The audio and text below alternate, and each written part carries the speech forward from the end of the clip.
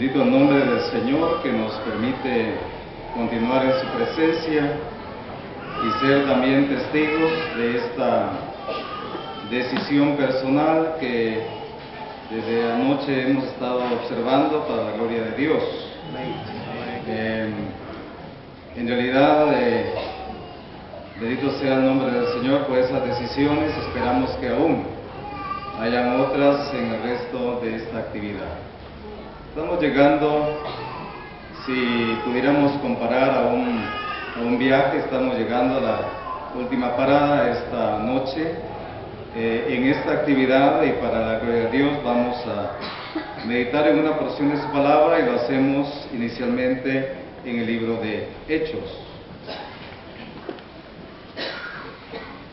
El libro de Hechos.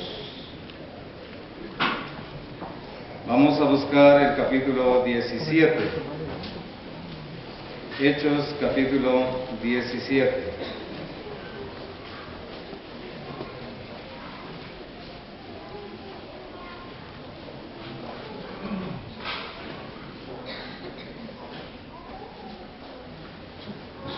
Pasando por Anfípolis y Apolonia, llegaron a Tesalónica, donde había una sinagoga de los judíos.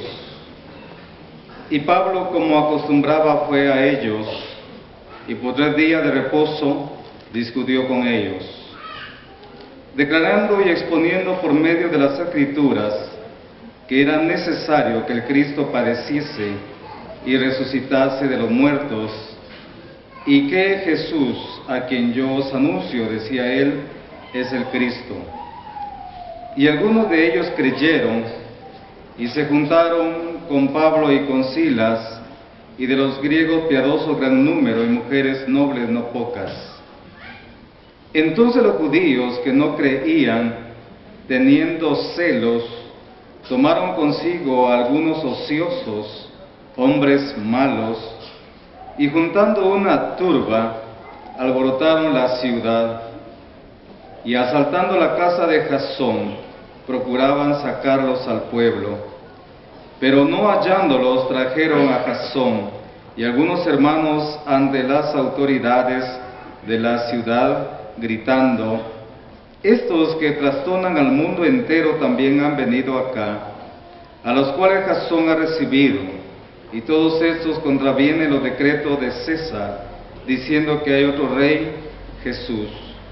Y alborotaron al pueblo y a las autoridades de la ciudad, y oyendo estas cosas,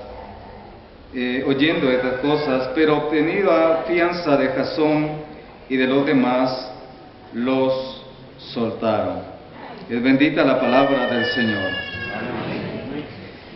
En realidad, esta noche, el propósito de este mensaje es recorrer, aunque sea brevemente, la historia de esta iglesia que se establece con motivo del segundo viaje misionero del apóstol Pablo, juntamente con Silas y con Timoteo.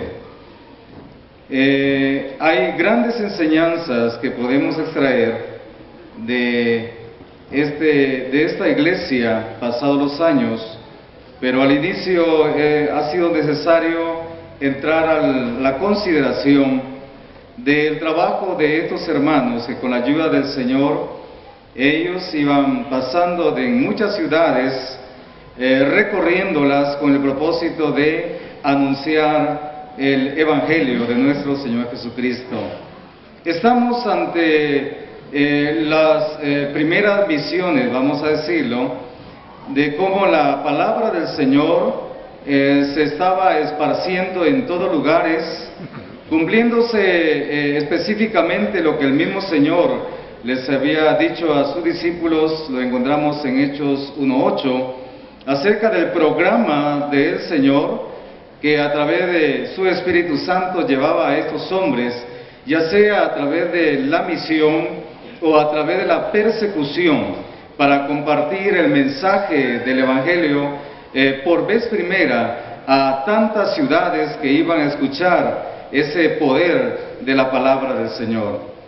En realidad, si nos damos cuenta de esta obra tan importante, es porque en el capítulo 17, por ejemplo, encontramos que estos hombres llegan, habiendo pasado por Anfípolis y por Apolonia, ellos llegan a Tesalónica, y lo que vemos muy importante es que ellos van y buscan la sinagoga de los judíos. Ellos llegan y ellos saben que allí están los hermanos de sangre para presentarles el nuevo camino, hablarles acerca de nuestro Señor Jesucristo. Si nosotros nos damos cuenta también, es muy importante saber que cuando ellos llegan a Tesalónica, ellos habían pasado ya por pruebas muy difíciles.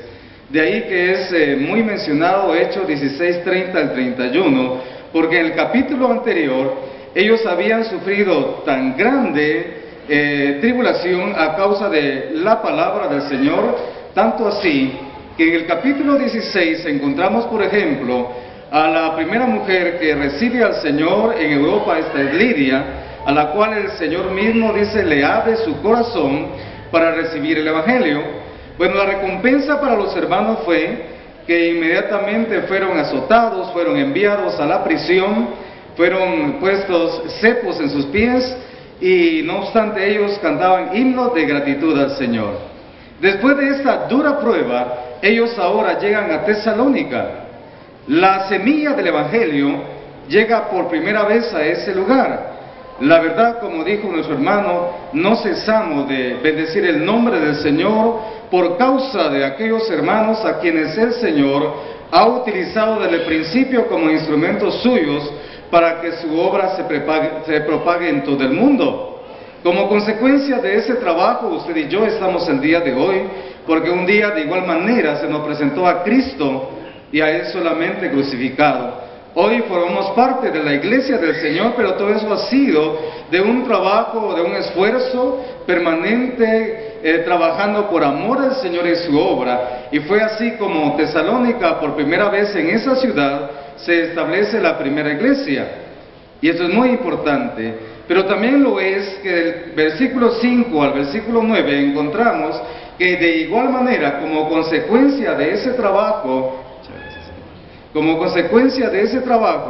encontramos que de igual manera hubo alboroto, porque a los judíos que no vivían, por supuesto, en Jerusalén, sino que vivían esparcidos en esas regiones, se encargaban de perseguir a los hermanos que andaban predicando el Evangelio.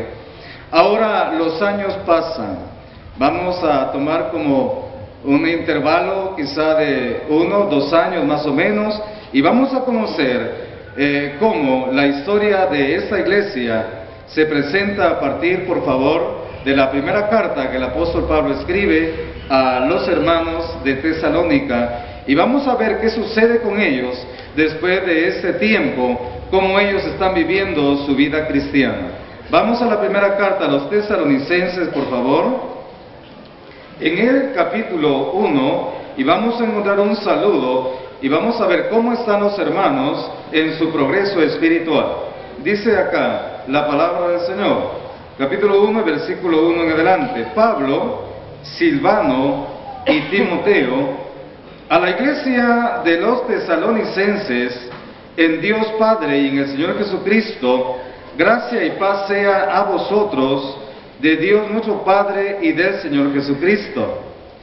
Damos siempre gracias a Dios por todos vosotros, haciendo memoria de vosotros en nuestras oraciones, acordándonos sin cesar delante del Dios y Padre nuestro de la obra de vuestra fe, del trabajo de vuestro amor y de vuestra constancia en la esperanza en nuestro Señor Jesucristo. Porque conocemos, hermanos amados de Dios, vuestra elección. Muy bien, el tiempo pasa. Después de cierto tiempo, el apóstol Pablo es consciente que quizás no tuvo el tiempo suficiente para terminar un discipulado con los hermanos allí. Él fue sacado precipitadamente con motivo de su segundo viaje misionero. Por supuesto que tuvo cierto tiempo allí instruyendo a los hermanos en la fe de nuestro Señor Jesucristo, pero no es suficiente como para poderlos acompañar un tiempo más en ese camino, en los primeros pasos de la vida cristiana. Ahora, después de cierto tiempo, él menciona que es necesario, él envía, por ejemplo, a Timoteo, porque él necesita saber cómo están los hermanos. Es como cuando pasamos por algunos lugares y algunas almas reciben a Cristo, es nuestro interés posterior saber cómo estos hermanos van creciendo en la fe. Es necesario un seguimiento. No nos basta con que alguien diga yo acepto a Cristo, es necesario que a partir de allí inicie un camino, un acompañamiento a través de las Sagradas Escrituras para que ese proceso de madurez en realidad no sea un proceso que se detenga, sino que haya un acompañamiento para aquellos que necesitan dar los primeros pasos en la fe. Sin duda alguna, usted como predicador sabrá de aquellas almas que un día con motivo de un ministerio recibieron a Cristo. Y sin duda alguna los tienen siempre presentes en sus oraciones. Es necesario ese encaminamiento para saber cómo está el fruto de ese trabajo. Y aquí en primer lugar, aunque reconocemos que Pablo es el autor de esta carta, él dirige esta carta tomando en cuenta a sus colaboradores. Si usted toma nota, no está saludando solamente él, sino que está dirigiéndose a los hermanos, pero también en nombre de Silvano, o sea, el mismo Silas y Timoteo, y le está diciendo a los hermanos que están allí, que en primer lugar dice él, a la iglesia de los tesalonicenses en Dios Padre y en el Señor Jesucristo, gracia y paz sea a vosotros, de Dios nuestro Padre y del Señor Jesucristo. Hay buenas noticias de la iglesia de Tesalónica. Hay buenas noticias. Si usted se da cuenta, en el estudio de la palabra de Dios, el apóstol Pablo no se dirige de la misma manera cuando escribe, por ejemplo, a las iglesias que se ubican en Galacia. Allí no hay buenas noticias. La situación allí es inestable. Los hermanos en Galacia están fluctuando en su fe, porque ha entrado muy fuerte el judaísmo y ellos están titubeando en si es necesario regresar a los rudimentos de la ley o si para ellos es suficiente la obra de Cristo. En cambio, Tesalónica, él dice, por ejemplo, damos siempre gracias a Dios. Y es que damos gracias a Dios, hermanos, ¿sabe por qué? Cuando vemos que hay hermanos que van creciendo, van prosperando en su fe, damos siempre gracias a Dios. Un creyente maduro y sincero es un creyente que agradece cuando ve que otro hermano está prosperando en su fe. No le gana un sentimiento egoísta. Él piensa en los demás y piensa que cuando sus hermanos están prosperando en la vida espiritual principalmente, es motivo de darle gracias a Dios. Es nuestro interés, por supuesto, el crecimiento cuantitativo de la iglesia del Señor, pero también lo es el crecimiento cualitativo, la prosperidad espiritual, el que cada uno de nosotros vayamos cada día alcanzando más del Señor, conociendo más de Él. Eso sinceramente es para darle gracias a Dios, porque hay un pueblo de Dios en sujeción, es decir, en obediencia a la palabra de Dios. Hay un pueblo que vela por el cumplimiento fiel de la doctrina de Dios y hace del cumplimiento de la palabra de Dios un hábito diario de su vida. Ahora Pablo ve a los hermanos y sabe que ellos han crecido, se mantienen firmes, y él dice acá, damos siempre gracias a Dios por todos vosotros, haciendo memoria de vosotros en nuestras oraciones. ¿Sabe, hermano? ¿Cómo agradecemos al Señor y cómo agradecemos a los hermanos cuando vamos a trabajar afuera, que haya hermanos que digan, hermano, estoy orando por usted?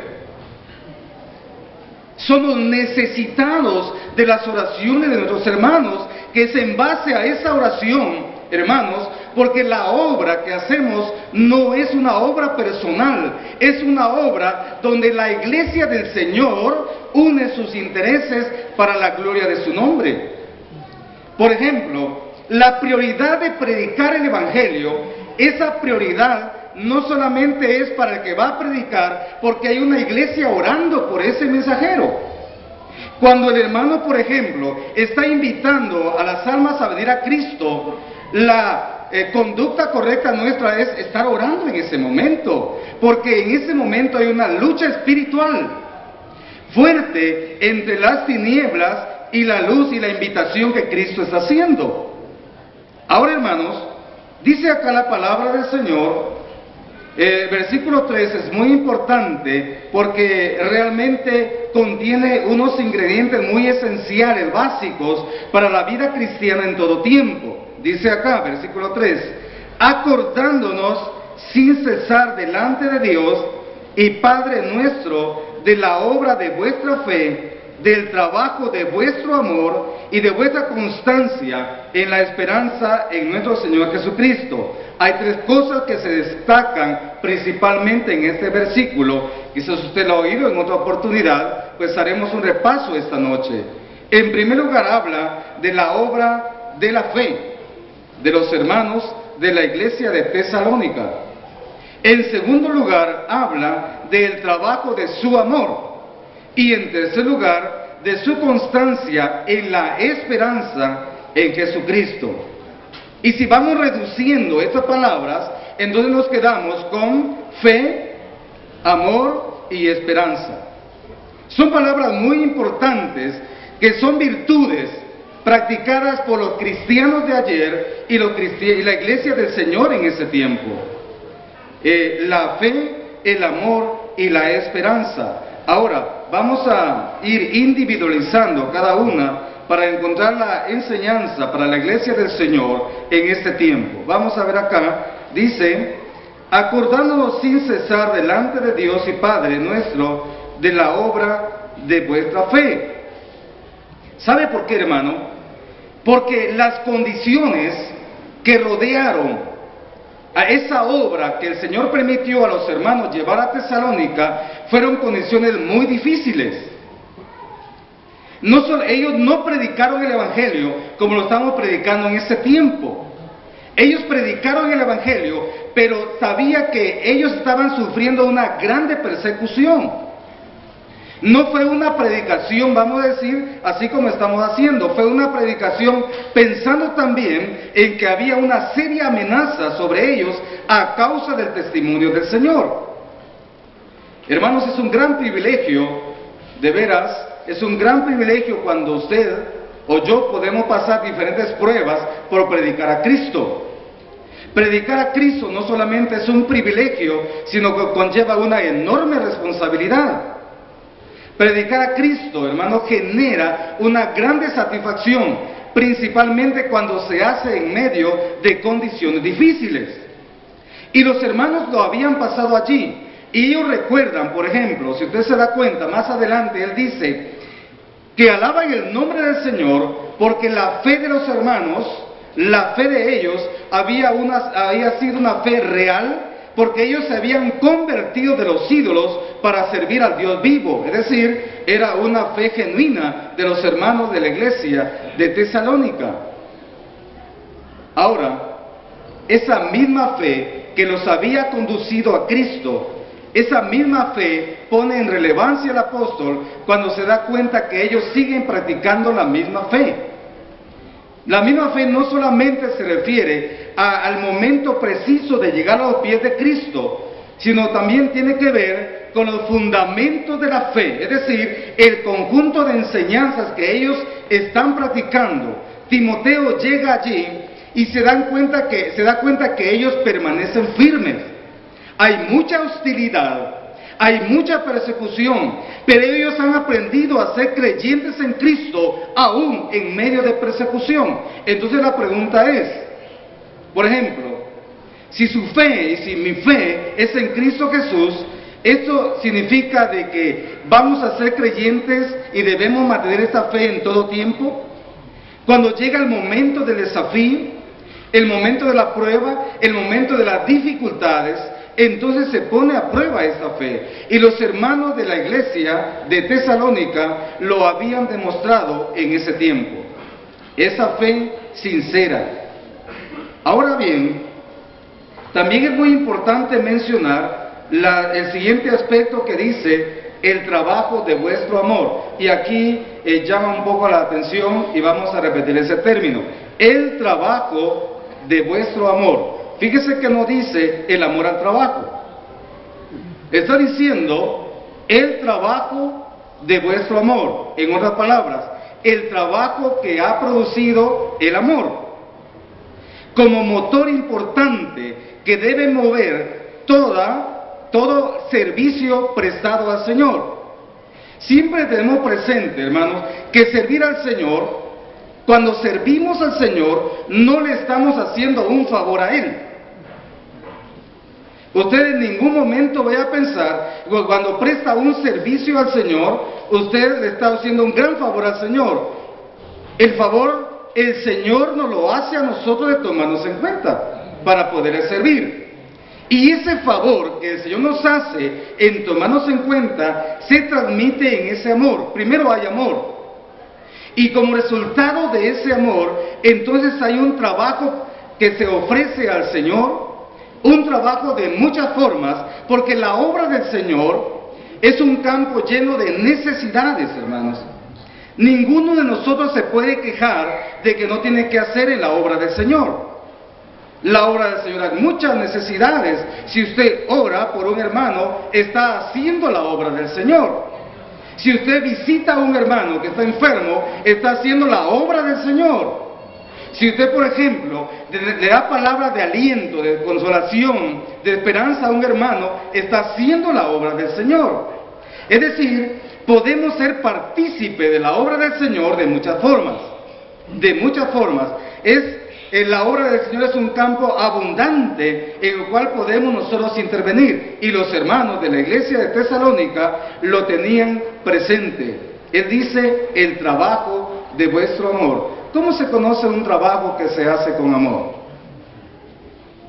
Pero yo no hay necesidad de pararnos acá y decir, mire hermano, yo estoy trabajando con amor. Yo creo que esto más debe ser visible en la conducta externa de aquel que está sirviendo al Señor. La manera como le sirve al Señor, cómo se entrega al Señor. El trabajo que se hace con amor no es un trabajo fastidioso, no es un trabajo aburrido, no es un trabajo que vamos a decir insoportable, es un trabajo que se hace porque es generado por ese amor. Hermanos, podemos recorrer miles de kilómetros, podemos hacer tantas cosas, pero si ese trabajo no se está haciendo con amor, definitivamente no estamos en la ruta correcta. Servir al Señor es un gran privilegio, pero ese servicio se debe hacer siempre que se hace con amor. Y los hermanos de la iglesia de Tesalónica estaban viviendo esa experiencia. Ahora, ¿cómo estaban ellos viviendo esa experiencia? Vamos a leer, por ejemplo, el versículo 8 que nos ilustra el trabajo de ellos en ese tiempo. Dice acá, porque partiendo de vosotros ha sido divulgada la palabra del Señor, no solo en Macedonia y Acaya, sino que también en todo lugar vuestra fe en Dios se ha extendido de modo que nosotros no tenemos necesidad de hablar nada. Bueno, hermanos, cuando hablamos, por ejemplo, de una carta de recomendación, si usted o yo solicitamos una carta de recomendación, hace un poco de tiempo, una señorita dice, necesito una carta de recomendación. Bueno, yo necesito que en esta carta de recomendación usted coloque que yo soy una persona de altos valores morales, espirituales, recomendable para toda persona que necesite utilizar mis servicios.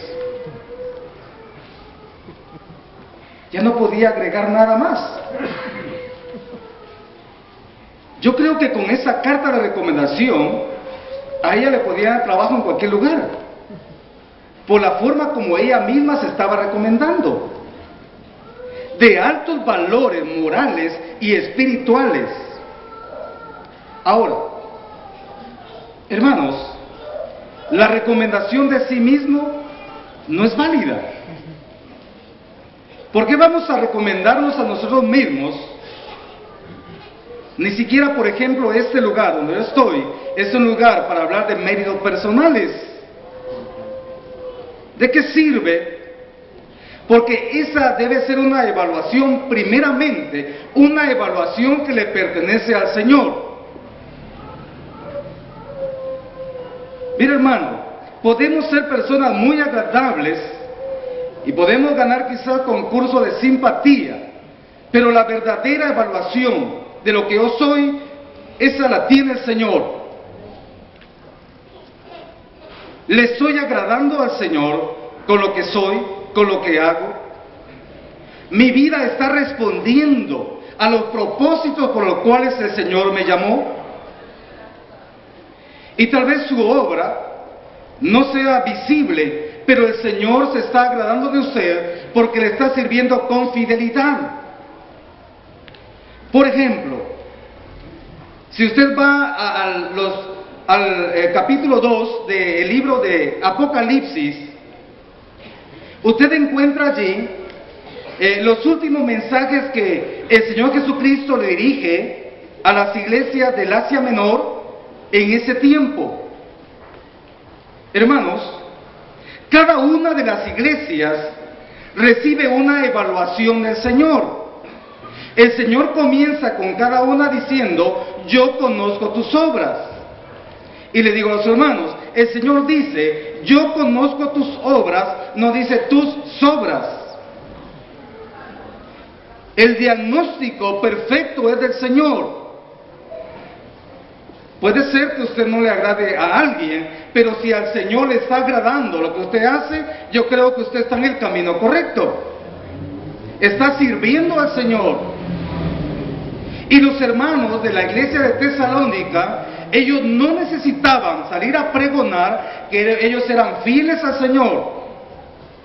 La conducta de ellos hablaba por sí misma.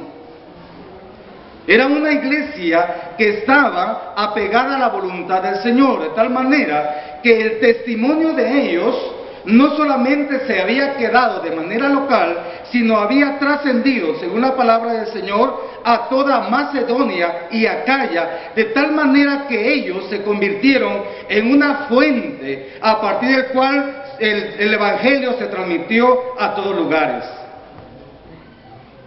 ¿Sabe qué era esa iglesia? Era una bendición.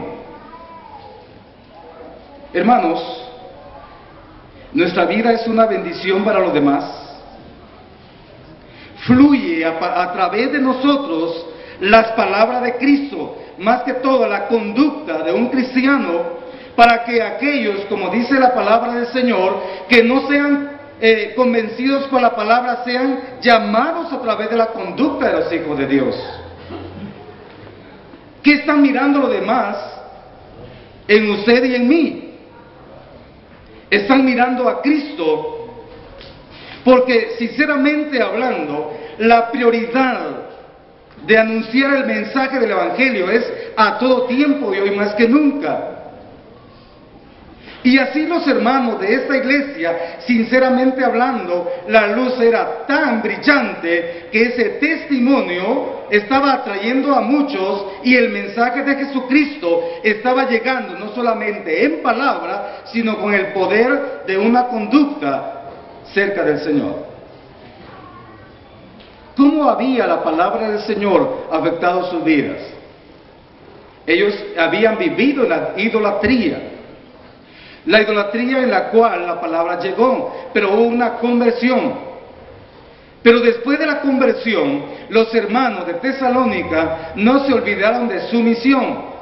Y por eso el trabajo de su amor era una forma práctica. Le pregunto yo esta noche, ¿el amor es teórico o es práctico?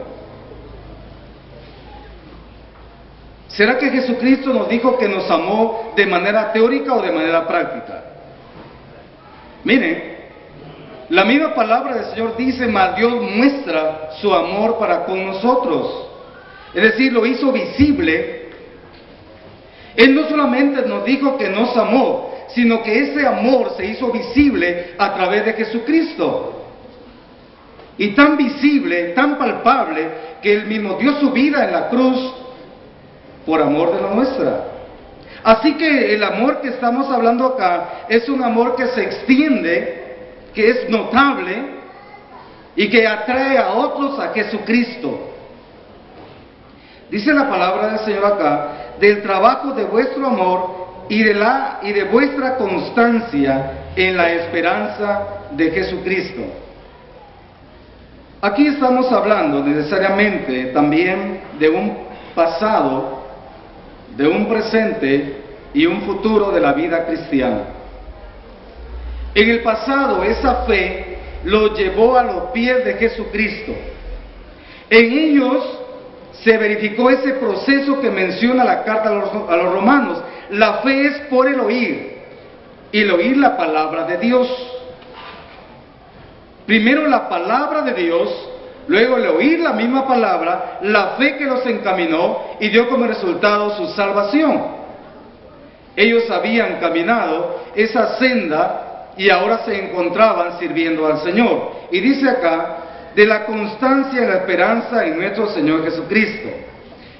La esperanza en nuestro Señor Jesucristo.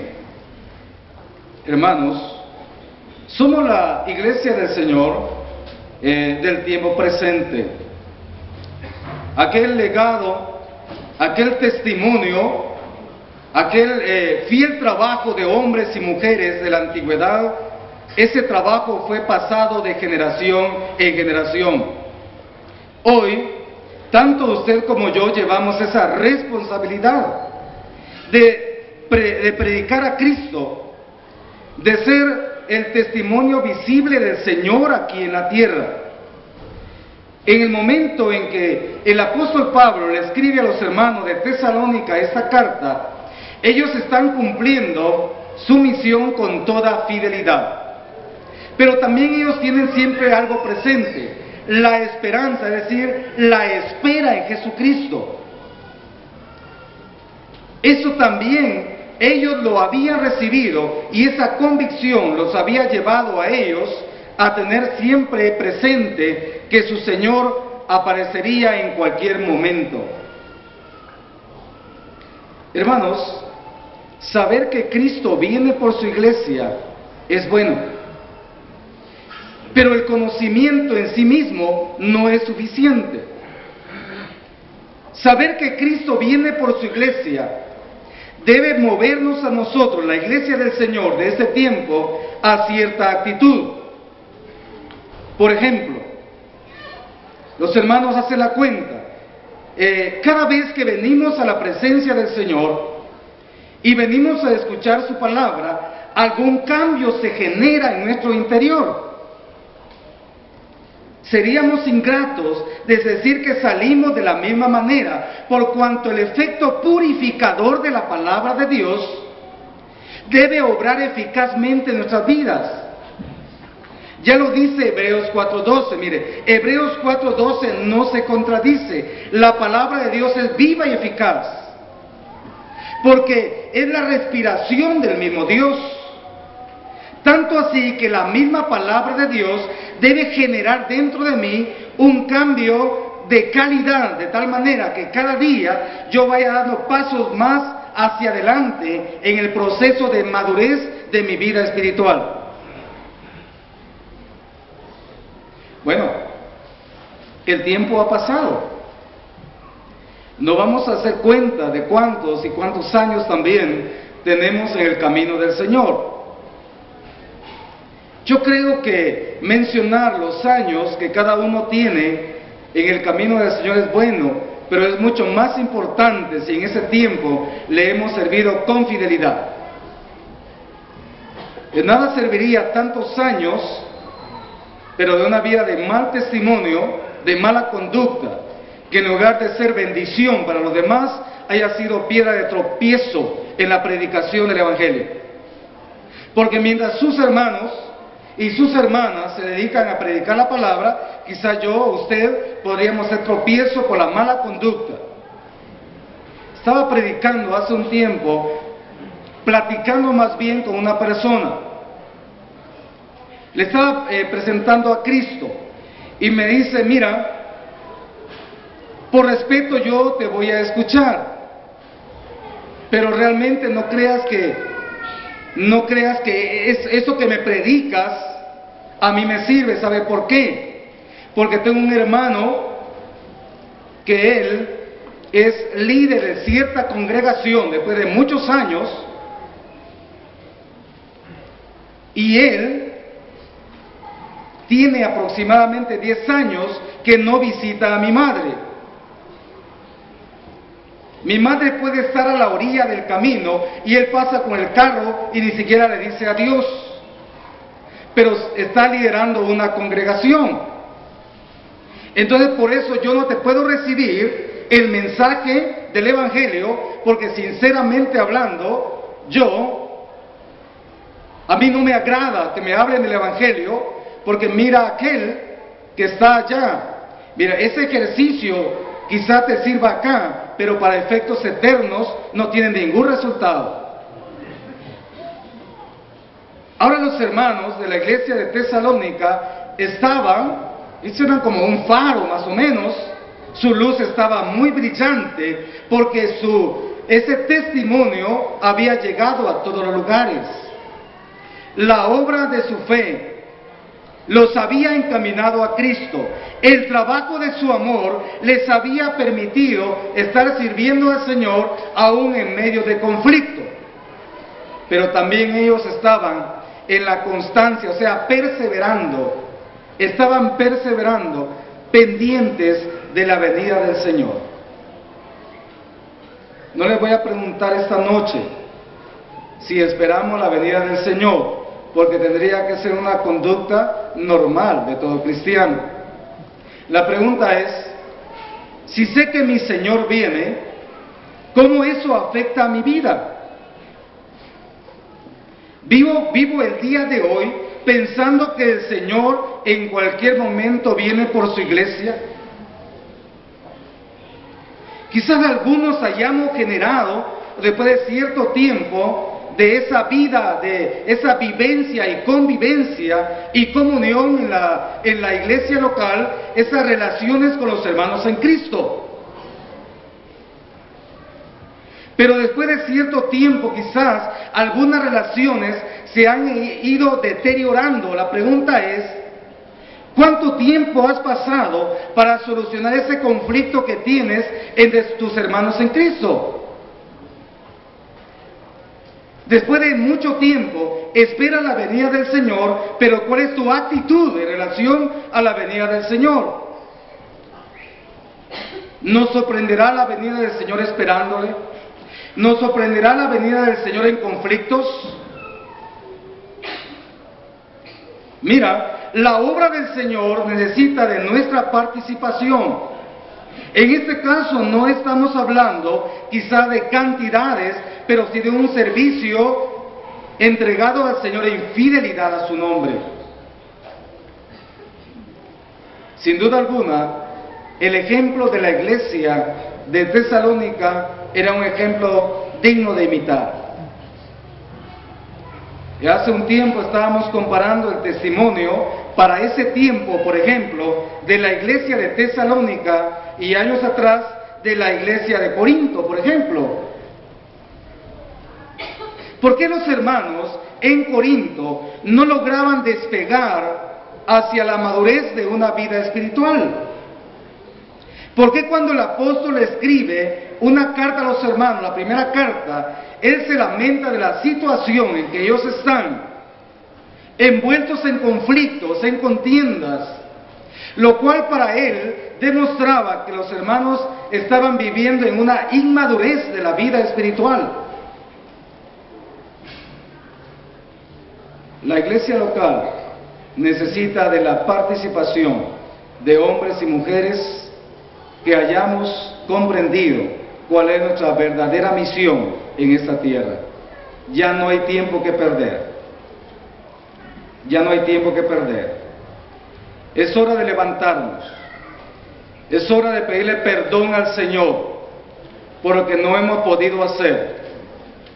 Quizás nos hemos entretenido en cosas que no valen la pena, en dimes, en diretes, en cosas que van y vienen. Y un día el Señor nos vaya a preguntar, ¿qué hiciste tú por mi obra? Y yo le vaya a decir, Señor, es que me entretuve mucho en los conflictos personales, tanto que ni tiempo me dio para predicar el Evangelio. Es el momento de asumir esa misión, de reconocer que aquellos ejemplos quedaron para nuestra enseñanza y saber que pronto Cristo viene por su iglesia. Pero al saber que Cristo viene por su iglesia, nos debe mover hacia el cambio de una conducta personal. Hermanos y hermanas, bendito el nombre del Señor por la oportunidad que nos ha dado para poder participar esta semana en estas actividades espirituales. Estas actividades espirituales se programaron con el propósito principalmente de predicar el Evangelio y en segundo lugar para la edificación de la Iglesia de Cristo. Esperamos que mi vida y su vida también hayan dado pasos de calidad hacia adelante en el progreso espiritual para estar más cerca del Señor. Esta noche también, a la hora o antes de bajarme, aprovecho la oportunidad. Algún hermano que está por acá, que desea ajustarse al Señor porque su vida desde hace tiempo no ha estado en obediencia a su palabra y la comunión con su Señor está rota, desea volver en amistad con el Señor. ¿Hay alguien que desea reconciliarse esta noche con el Señor? Que el Señor le bendiga. ¿Alguien más necesita esa reconciliación con su Señor? ¿Sabe que ha perdido el tiempo y Cristo pronto viene por su iglesia?